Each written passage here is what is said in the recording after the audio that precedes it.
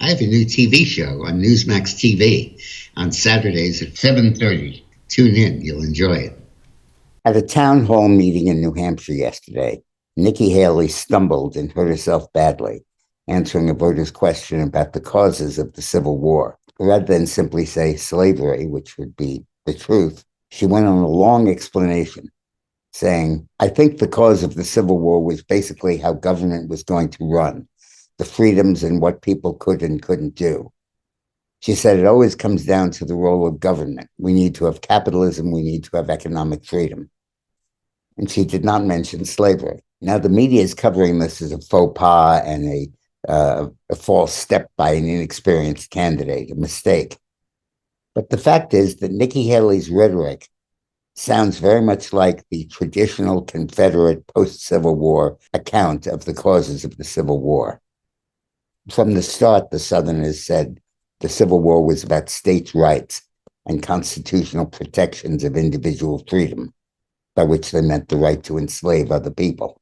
After the South lost the Civil War, it mounted a very vigorous campaign throughout the country to say that slavery was only an ancillary cause of the Civil War, or not really a cause. It was about the issue of fundamental freedoms.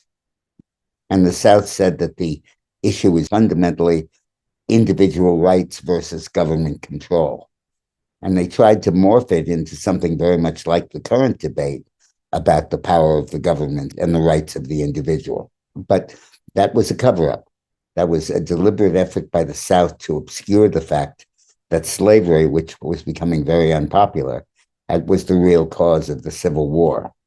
Nikki Haley's answer stumbled right into it. Now, she's from South Carolina and has spent decades in South Carolina politics. And the origin of that sugar-coated explanation for the Civil War was in the South Carolina Confederacy.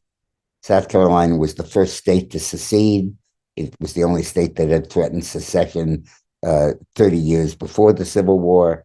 And the drive to cover up slavery as a cause of the Civil War really began in South Carolina. And I think Nikki Haley was absorbing too much of the rhetoric that probably surrounded her for too long. So it's not just a faux pas, it's a fundamental flaw in someone running for president.